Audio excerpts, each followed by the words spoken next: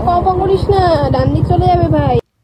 এবছরের 31st ছুটি কাটাতে আমরা চলে গিয়েছিলাম শহরের কোলাহল থেকে অনেক দূরে ছোট্ট একটি পাহাড়ি গ্রামে, যার নাম হলো কাফেরগাঁও।